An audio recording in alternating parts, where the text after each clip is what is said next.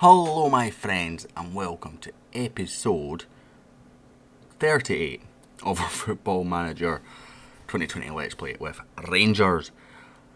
Now today we've got our last game before the January transfer window, so this will sort of coincide with a sort of half-season review and what my thoughts are. Now I'm going to do that in the live com so that you guys can, get that and feel that I am giving my verdict on the team and it's unbiased, and I'm not using star ratings or anything like that, because sometimes I do that, and I will be honest with that.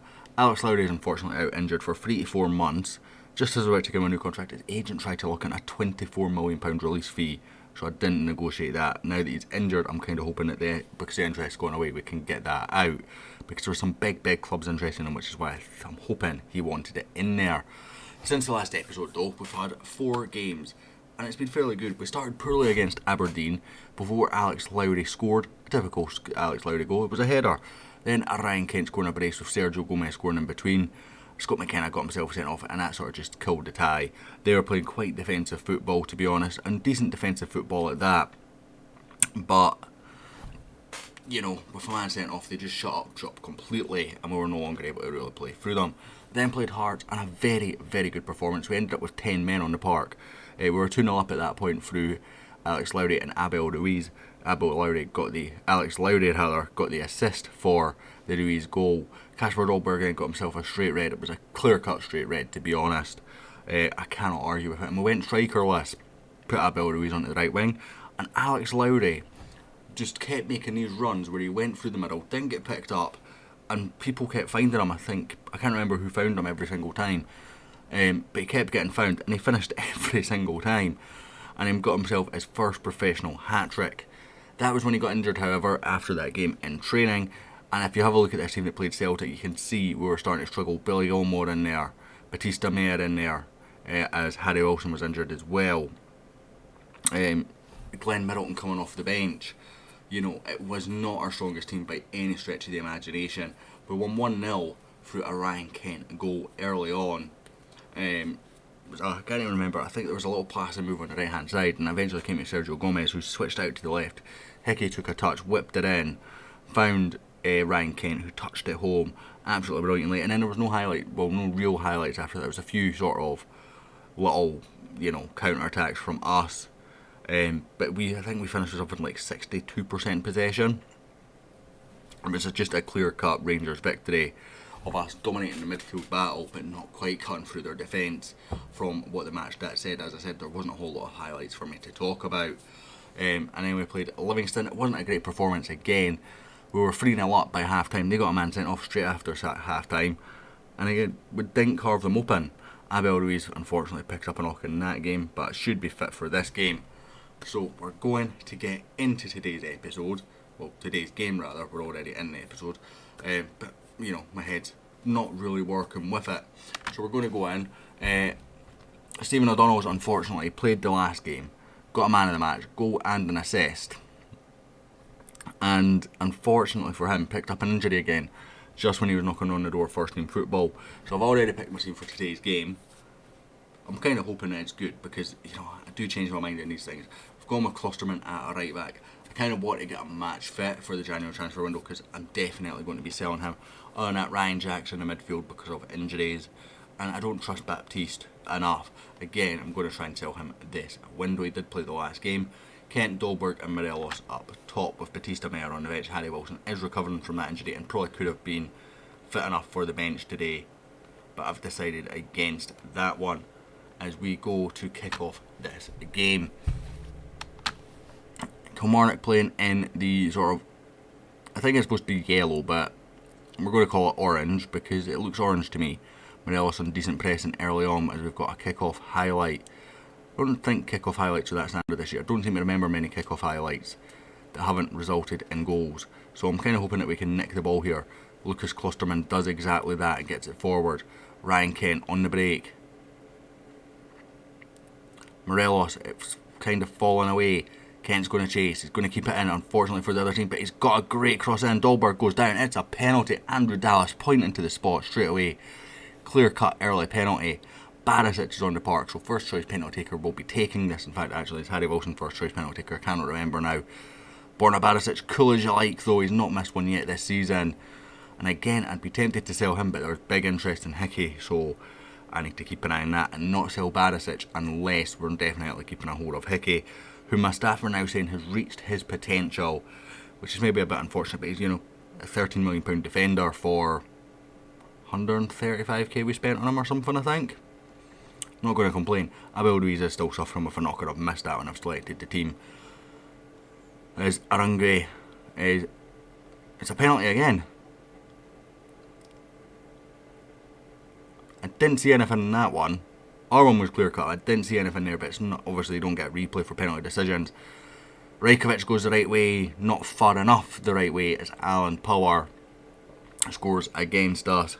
That's frustrating. I don't think Killie have really been in the game. We've got a free kick and they've won a penalty from it and scored it. As we can skip that. Yeah, actually the same sort of shots as us. A couple of yellows for us though. We are not winning the possession battle, which is pretty strange. I don't think, since I've switched to this tactic, we have lost the possession battle. That is unusual. Barisic picks up a knock as well. Barisic with the throw into Morelos. He's gone down the wing, he's got himself that half yard, gets across on Jack, heads out to McCrory as his choice of option here. Really poor from Lucas Klosterman. McCrory, Klosterman. I am thinking of selling Baptiste and Klosterman during this window, and that's kind of what I'm thinking. Other than that, I don't really have anyone that I want to sell. If big bids come in, Jackson maybe as well, but that's just because his contract's up at the end of next season and his value is decreasing quite rapidly. And I've got no real interest in renewing it, to be honest. And ends, again, I don't see many ends. Maybe a right winger, a right back if we sell Klosterman, because that would force us to be playing Hickey on the right if there's anything wrong with Hendricks or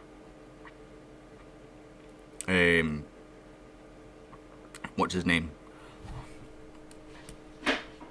O'Donnell, who's obviously injured just now. He's been injured that long that I'm forgetting his name, and he was so solid for us last season.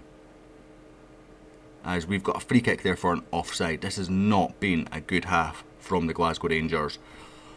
In fact, I'm very, very angry at this performance. We are top of the league going into this game by goal difference, but we do have a game extra to play. In fact, we need to make that sub of Barisic for Hickey, I think. Ideally, I would like to save Hickey to bring on for Klosterman, who is nervous, but I think we need to get Barisic off the pitch. Jack launches it forward, finds Kent. Came into the box, whipped it in. Ben Amos. Again, Kilmarnock, the only team that have prevented us scoring this season. And so far in this game, they're the only team that's preventing us, dominating the ball. Barisic. Jack. He's got Barisic down the wing. Decides not to use him. Completely ignores the obvious pass. And now they are on the counter-attack with Hines. He's gone past Katic a couple of times. Corner kick out of nothing, really. Katic can't obviously take the chance, though. My thinking is we maybe bring off Jack here for Gilmore. He's not fully fit, which is why I didn't play him from the start. But Jack's not impressing me in this advanced playmaker role. We're not pressing as well as we normally do either. That's like a half press there from Sergio Gomez. As it's whipped out to Kilty. He's gone past Klosterman. Ross McCrory and Klosterman both coming in to close him down. Katic wins it and gets it away. Klosterman, not a clean clearance from Katic, but the German picks up well. Forward for Morelos, who heads down. In fact, actually didn't win the header, but he responded to it before anyone else did. Tries to whip it in low. It's going to be difficult to find Dolberg going from a low cross from there, but I do tell them low crosses because we don't have the tallest of strikers in the world. I'm not happy with this performance at all. In fact, the fact that we're not dominating possession worries me. I was going to make a sub, but I'll wait until after this highlights. Katic puts it over with basically an open goal. Batista Mayer will come on for Dolberg, and I'll switch him and Kent around.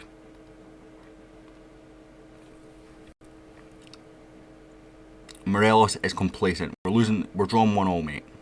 We are drawn 1-1, and you are complacent. Again, I'm going to go with another show some kind of passion, and we will go very attacking for the last 15-20 minutes or so. Apparently Morelos has missed a pretty gilt-edged chance.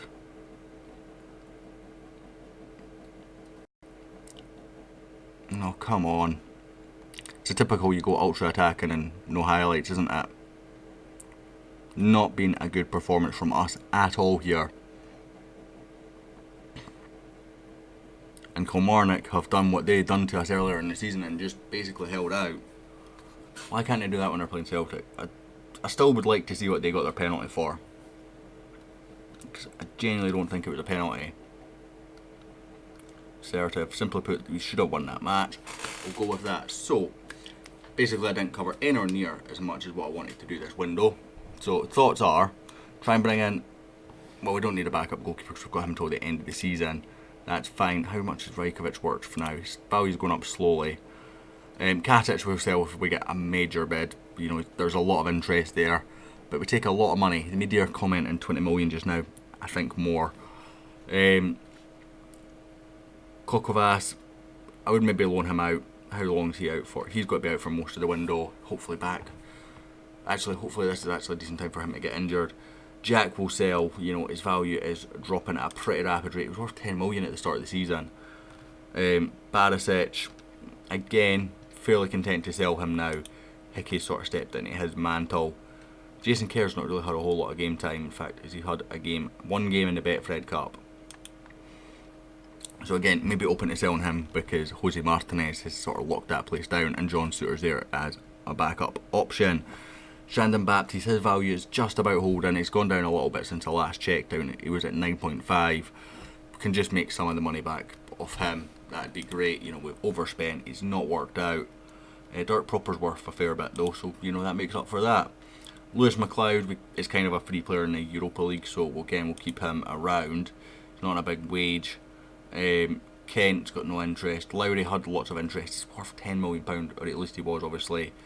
This injury kind of knocked him. And that bravery going down, that's quite significant as well. I'm sure that's quite a big knock there as well.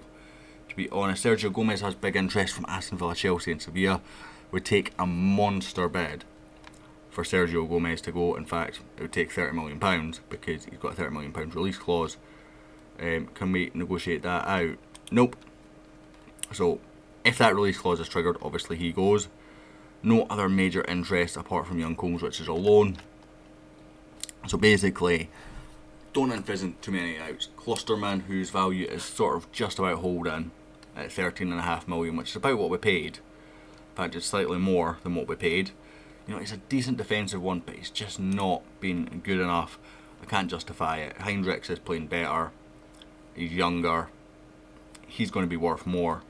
I think in the long term, Hickey can play there. I've got Stephen O'Donnell there who I trust. I think it just makes sense to sell Klosterman, Baptiste and so forth. We'll be back after the January transfer window with a January transfer window review. Thank you all so much for watching. If you enjoyed it, hit like, hit subscribe. Let me know in the comments what you would do, and I hope to catch you all next time.